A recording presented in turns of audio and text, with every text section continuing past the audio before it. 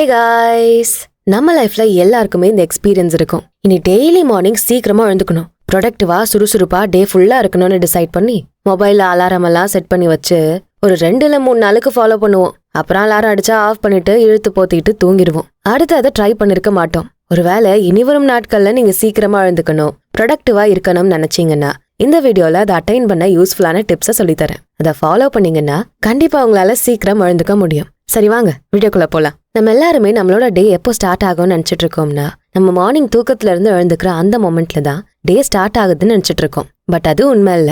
உங்க டே அதுக்கு முந்தின நாள் நைட்ல இருந்தே ஸ்டார்ட் ஆகுது. புரியல? உங்களால ஏன் ஏர்லி மார்னிங் எழுந்துக்க முடியல? ஏன்னா நைட்டு நீங்க லேட்டா தூங்கிருப்பீங்க.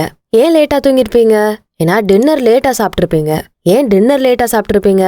ஏன்னா ஆஃப்டர்நூன் லஞ்ச் லேட்டா சாப்பிட்டுருப்பீங்க. இல்ல ஈவினிங் ஜங்க் ஃபுட்ஸ் நிறைய சாப்பிட்டுருப்பீங்க. ஏன் லஞ்ச் லேட்டா இருக்கும்? ஏன்னா பிரேக்ஃபாஸ்ட் 11:30 போல தான் சாப்பிட்டே இருப்பீங்க. ஏன் பிரேக்ஃபாஸ்ட் லேட்டா இருக்கும்? ஏன்னா லேட்டா எழுந்திருப்பீங்க. லேட்டா ஏன் எழுந்திருப்பீங்க? ஏன்னா முன்னாள் லேட்டா தூங்கிருப்பீங்க. ஸோ அகேன் இந்த சைக்கிள் தான் ரிப்பீட் ஆகும். இதுவே நீங்க நைட்டு 9-10 தூங்கிட்டீங்கன்னா மார்னிங் சீக்கிரம் எழுந்திருப்பீங்க. அப்போ 8 மணிக்கு முன்னாலே உங்க பிரேக்ஃபாஸ்ட்டை ஃபினிஷ் பண்ணிருப்பீங்க. 8 மணிக்கெல்லாம் பிரேக்ஃபாஸ்ட் சாப்பிட்டதால 1 இல்ல 2 மணிக்கெல்லாம் உங்களுக்கு பசிச்சிருக்கும். ஸோ அந்த டைம்குள்ள நீங்க உங்க லஞ்சை சாப்பிட்டுருப்பீங்க. அடுத்து உங்க டின்னர் டைமும் ஒரு 7 மணிக்கெல்லாம் முடிஞ்சிருக்கும். நீங்க 9 மணிக்கெல்லாம் தூங்கிருப்பீங்க. நெக்ஸ்ட் டே மார்னிங் ஆட்டோமேட்டிக்கா 4 மணிக்கு எழுந்திருப்பீங்க. இதனாலதான் சொல்றேன் உங்க டே முன்னாடி நாள் நைட்ல இருந்தே தான் ஸ்டார்ட் ஆகுதுன்னு. நம்ம எல்லாருக்கும் இதுல இருக்க பெரிய பிரச்சனை என்னவா இருக்கும்னா சீக்கிரம் தூங்குறது தான். இந்த வீடியோவை நிறைய பேரு நைட்டு 10 மணிக்கு மேலதான் பாத்துட்டு இருப்பீங்கன்னு தெரியும். சரிதானே கைஸ்? அதுக்கு ஒரு சொல்யூஷன் என்னன்னா, நீங்க நைட்டு லேட்டா தூங்கினாலும் பரவாயில்ல, மார்னிங் பிளான் பண்ணபடி ஏர்லியரா எழுந்து உங்க வேலைகளை பார்க்க ஆரம்பிச்சிருங்க. அப்போ ஈவினிங் நீங்க கொஞ்சம் டயர்டா ஃபீல் பண்ணுவீங்க. அப்போ சீக்கிரம் தூங்கணும்னு தோணிடும். இதை ட்ரை பண்ணி பாருங்க. ஏர்லியரா எழுந்துக்கணும்னு சொல்றதெல்லாம் சரி, அது ஏன் பர்டிகுலரா 4 மணிக்கு எழுந்துக்கணும்? இதை சயின்டிபிக்கா சொல்லணும்னா நம்ம பிரெயினோட டிஎம்என்னு சொல்லப்படுற டிஃபால்ட் மோட் நெட்வொர்க் அப்பதான் ஆக்டிவா இருக்கும். நம்ம சுய பரிசோதனை பண்றதுக்கும் செல்ஃப் ரிஃப்ளெக்ஷனுக்கும் நம்ம மனசு அலைப்பாயும்ல, இதுக்கெல்லாம் பொறுப்பாளியா இந்த டிஎம்என் தான் இருக்கும். ஸோ நீங்க ஏர்லி மார்னிங் அதுவும் குறிப்பா 4 மணிக்கு எழுந்துக்கும் போது உங்க மென்டல் கிளாரிட்டி அண்ட் ஃபோக்கஸை டிஎம்என் மூலமா சரி பண்ண முடியும். சீக்கிரம் எழுந்துக்கிறதால உங்களை டிஸ்டர்ப் பண்ண யாரும் இருக்க மாட்டாங்க.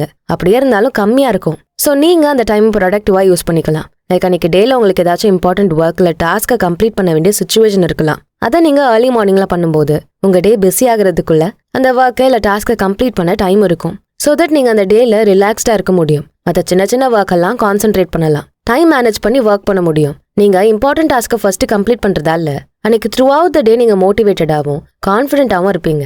இதனால அந்த டேல வர எந்த சேலஞ்சஸ் வந்தாலும் அதை ஹேண்டில் பண்ற அளவுக்கு ரெடியா இருப்பீங்க. அது மட்டும் இல்லாம நீங்க காமா இருக்கிறதுனால உங்க ஸ்ட்ரெஸ்ஸும் ஆங்ஸைட்டியும் குறையும். சில பேர் ஏர்லி மார்னிங் எழுந்து அவங்க ஹெல்த்துக்கு இம்பார்ட்டன்ஸ் கொடுப்பாங்க. லைக் மெடிடேஷன், எக்ஸசைஸ் மாதிரி பண்ணுவாங்க. இல்ல அதர் செல்ஃப் கேர் ஏதாச்சும் பண்ணி அவங்க பிசிக்கல் ஹெல்த்தையும் மென்டல் ஹெல்த்தையும் இம்ப்ரவைஸ் பண்ணுவாங்க.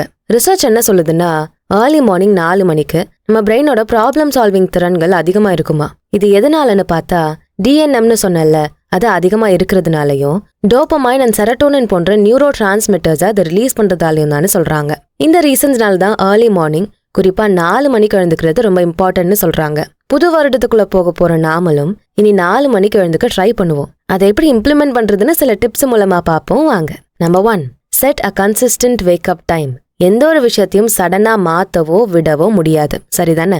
எக்ஸாம்பிளுக்கு ஒரு செயின் ஸ்மோக்கர் எடுத்துப்போம். சடனா அந்த பழக்கத்தை ஸ்டாப் பண்ணவே முடியாது. அப்படி சடனா ஸ்டாப் பண்ணா சைடு எஃபெக்ட்ஸ் தான் வரும். ஸோ என்ன பண்ணுவாங்க? ஒரு நாளைக்கு 10 சிகரெட் பிடிக்கிறவங்களா இருந்தாங்கன்னா அதை கிராஜுவலா குறைச்சிக்கிட்டே வருவாங்க. ஒரு நாளைக்கு 9, அப்புறம் 8, அப்புறம் 7, இப்படி படிப்படியா குறைக்கணும். இதே போலதான் நம்ம ஏர்லி மார்னிங் எழுந்து பழக்கம் இல்லாதவங்களா இருக்கப்போ சடனா அதை இம்ப்ளிமெண்ட் பண்ண கஷ்டமா இருக்கும். அதனால நீங்க இப்ப எத்தனை மணிக்கு எழுந்துக்கிறதா இருந்தாலும் பரவாயில்ல, அந்த டைம்ல இருந்து ஒரு 1 hour பிஃபோர் எழுந்துக்க ட்ரை பண்ணுங்க.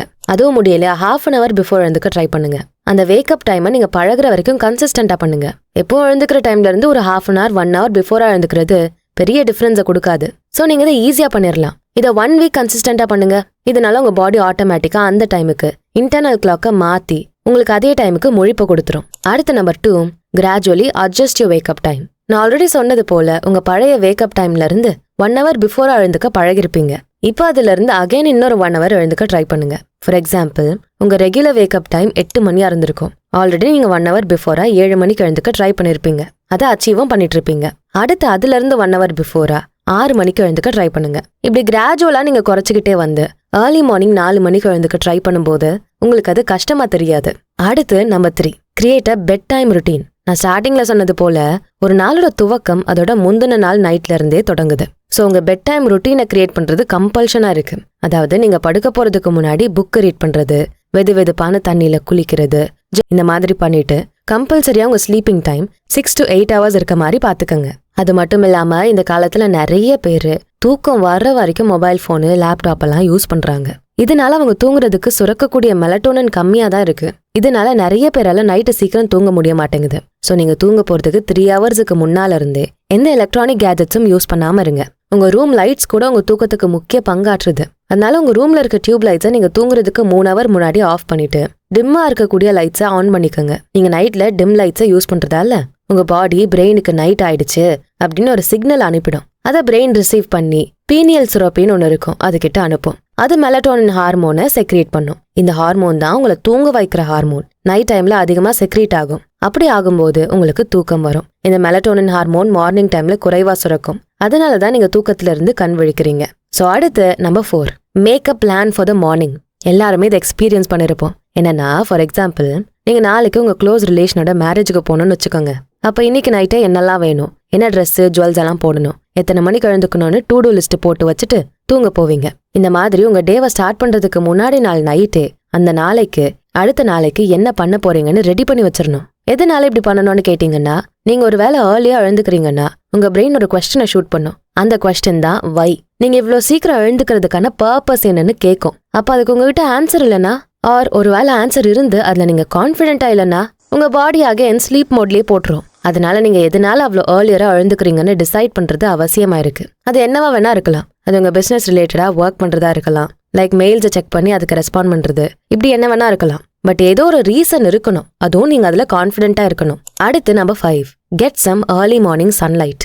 மார்னிங்ல நேச்சுரல் லைட்ஸ் உங்க சர்க்காடியன் ரிதமை ரெகுலேட் பண்ண ஹெல்ப் பண்ணுது. இதனால நீங்க சீக்கிரம் எழுந்துக்க முடியும். நீங்க எழுந்ததும் கர்டனை விலக்கி விட்டு அந்த சன்லைட் ரூமுக்குள்ள வர மாதிரி பண்ணுங்க. தென் நீங்க வெளியே சின்னதா ஒரு வாக் போயிட்டு வந்தீங்கன்னா ஃப்ரெஷ்ஷா ஃபீல் பண்ணுவீங்க.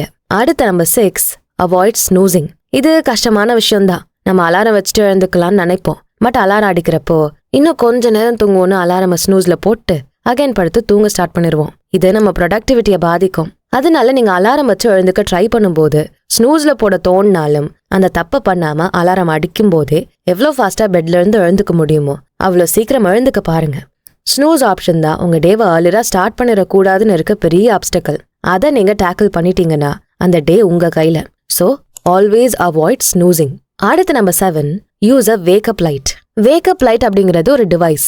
அதை உங்க ரூம்ல செட் பண்ணிட்டீங்கன்னா, நீங்க எழுந்துக்க வேண்டிய டைமை செட் பண்ணியாச்சுன்னா அந்த லைட்டு கிராஜுவலா உங்க ரூம்ல சன்லைட் வந்த மாதிரி ஒரு பின்பத்தை உருவாக்கும். இது உங்க மூளைக்கு மார்னிங் ஆயிடுச்சுன்னு சிக்னல் அனுப்பி மெலட்டோனின் ஹார்மோன் சுரக்கிறத கம்மி பண்ணி உங்களை ஈஸியா எழுந்துக்க ஹெல்ப் பண்ணும். அடுத்து number 8, use a smart alarm. Smart alarm அப்படிங்கிறது ஒரு டிவைஸ், இல்ல ஸ்மார்ட் வாட்சஸ்லயும் இருக்கும். அது உங்களோட ஸ்லீப் பேட்டர்னை மானிட்டர் பண்ணி உங்களோட லைட் ஸ்லீப் ஃபேஸை டிடெக்ட் பண்ணி அந்த ஃபேஸ்ல உங்களை எழுந்துக்க ஹெல்ப் பண்ணும். இதனால நீங்க எழுந்துக்கும் போது ஃப்ரெஷ்ஷா பெட்டரா ஃபீல் பண்ணுவீங்க. லைட் ஸ்லீப் ஃபேஸ் அப்படிங்கிறது நம்ம ஸ்லீப் ஸ்டேஜஸ்ல ஒரு ஸ்டேஜ். இந்த ஸ்டேஜ்ல ஆல்மோஸ்ட் நீங்க எழுந்துப்பீங்க, பட் தூங்கிட்டு தான் இருப்பீங்க. புரியல தானே? இருங்க சொல்றேன். நம்ம ஸ்லீப்பிங் சைக்கிள்ல மொத்தம் 4 ஸ்டேஜ் இருக்கு. ஒன்னு rapid eye movement REM stage.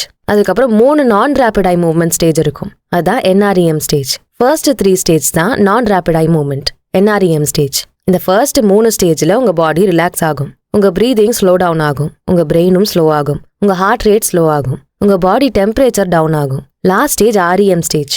இங்க தான் நீங்க டீப் ஸ்லீப்குள்ள போவீங்க. உங்களுக்கு ட்ரீம் எல்லாம் வரும். இதனால உங்க ஐ மூவ்மெண்ட் ரேபிடா இருக்கும். இந்த 4 ஸ்டேஜ்ல இருக்கும்போது உங்களை யாராச்சும் எழுப்ப ட்ரை பண்ணும்போது நீங்க பயந்து பதட்டத்தோட எழுந்திருப்பீங்க. எக்ஸாம்பிளுக்கு, உங்க ஃப்ரெண்ட்ஸ் ஒரு ஃபேமிலி மெம்பர்ஸ் உங்களோட பர்த்டேக்கு சர்ப்ரைஸ் பண்றேன்னு நடுராத்திரியில கேக் எடுத்துட்டு வந்து எழுப்புறப்போ பதறி போய் எழுந்திருப்பீங்கல்ல, அதுதான் இந்த 4th stage of sleep phase. இந்த ஸ்டேஜ்ல ஒருத்தர் எழுப்பும்போது ஹார்ட் ரேட் அதிகமா இருக்கும். இதனால விபரீதமாகவும் வாய்ப்பு இருக்கு. இதுவே லைட் ஸ்லீப் ஃபேஸ் அப்படிங்கிறது நீங்க சின்னதா எதுவும் சத்தம் கேட்டாலே எழுந்துப்பீங்க. உங்க சரௌண்டிங்ஸ்ல நடக்கிறது உங்களுக்கு கேட்கும். ஸோ இதெல்லாம் ஸ்மார்ட் அலாம் டிடெக்ட் பண்ணி உங்களோட லைட் ஸ்லீப் ஃபேஸ்ல உங்களை எழுப்போம். அது மட்டும் இல்லாம ஸ்மார்ட் அலாம் வேக்கப் விண்டோ ஆப்ஷன்ஸ் உங்களுக்கு அவ்வப்போது பரிந்துரைக்கும். எதுக்குன்னா, என்னதான் நீங்க லைட் ஸ்லீப் ஃபேஸ்ல இருந்தாலும் அலாம் சவுண்ட் இல்ல மியூசிக் இறைச்சல்ல இருந்து நீங்க எழுந்துக்கும் போது ஒரு எரிச்சல் உணர்வு தான் வரும். இதை தவிர்க்கு தான் இந்த வேக்கப் விண்டோ ஆப்ஷன். இதுல எந்த மாதிரி அலாம் நீங்க லைட் ஸ்லீப் ஃபேஸ்ல இருக்கும்போது அடிக்கணும்னு நீங்களே செட் பண்ணிக்க முடியும். ஒருவேளை நீங்க மொபைல்ல அலாம் செட் பண்ணும்போது இதை மைண்ட்ல வச்சுக்கோங்க. உங்க அலாம் டோன் ரொம்ப ஸ்ட்ராங் மியூசிக்கா இல்லாம மைல்டா இருக்க மாதிரி செட் பண்ணிக்கோங்க. அப்போதான் நீங்க எழுந்துக்கும் போது எரிச்சலா இருக்க மாட்டீங்க. அடுத்து நம்பர் 9, கெட் மூவிங். நீங்க அலாம் அடிச்சு கண்முழிக்கும் போது உங்க பாடி அசைக்க பாருங்க. Like jump up and down, stretch இல்ல ஜம்பிங் ஜாக்ஸ்.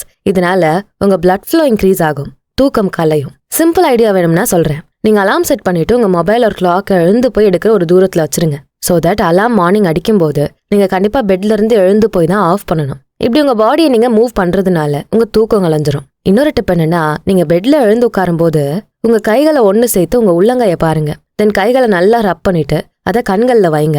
இதனால உங்க கையில பிளட் சர்க்குலேஷன் அதிகமாகும். உங்க கண்களுக்கு நீங்க ஒரு வார்ம் ஹேண்ட்ஸை வைக்கிறதுனால உங்க கண்களையும் பிளட் சர்க்குலேஷன் அதிகமாகும். இதனால நீங்க உங்க பெட்ல இருந்து சீக்கிரம் எழுந்துப்பீங்க. ஸோ எஸ், வீடியோவோட எண்டுக்கு வந்துட்டோம். நீங்க பாக்குற படிக்கிற பிசினஸ் மேன், ஆண்டர்பிரினர் எல்லாருமே ஏர்லி மார்னிங் எழுந்து தன்னோட கோலை ட்ரீமா அச்சீவ் பண்ண முயற்சி எடுக்கிறாங்க. அதுல சக்சஸும் ஆகுறாங்க. அவங்க யாரும் வெறும் தூக்கத்துக்காக அவங்க கோலை சாக்ரிஃபைஸ் பண்ண மாட்டாங்க. அவங்களுக்கு எது முக்கியம்னு அவங்களுக்கு தெரியும். ஸோ உங்க கம்ஃபர்ட் ஜோனை விட்டு வெளியே வாங்க. இந்த உலகத்துல எதுவும் ஈஸியா கிடைக்காது பையா. உங்க கோலோட ஃபர்ஸ்ட் ஸ்டெப்பா ஏர்லி மார்னிங் வேக்கிங் அப்ப எடுங்க. எதிர்காலம் இன்று நீங்கள் என்ன செய்கிறீர்கள் என்பதை பொறுத்தது. இதை சொன்னது மகாத்மா காந்திஜி. ஸோ ஃப்ரெண்ட்ஸ், நம்ம எதிர்காலம் எப்படி இருக்கணும்னு இன்றையில இருந்தே நம்ம தீர்மானிப்போம். நன்றே செய், அதையும் இன்றே செய். கண்டிப்பா இந்த வீடியோ உங்களுக்கு யூஸ்ஃபுல்லா இருக்கும்னு நம்புறேன். இந்த வீடியோ உங்களுக்கு பிடிச்சிருந்தா நம்ம சேனலுக்கு ஒரு லைக் போட்டுக்கோங்க. வீடியோ பத்தின கருத்துக்கள் ஏதாவது இருந்துச்சுன்னா கமெண்ட் பாக்ஸ்ல பதிவிடுங்க. இந்த வீடியோவை உங்க ஃப்ரெண்ட்ஸ் அண்ட் ஃபேமிலிக்கு ஷேர் பண்ணுங்க. நம்ம channels beyond ordinary and body and soul Tamil ரெண்டுத்துக்கும் சப்ஸ்கிரைப் பண்ணிட்டு பெல் ஐக்கானை அழுத்துருங்க. நான் உங்களை அடுத்த வீடியோல பாக்குறேன். நன்றி.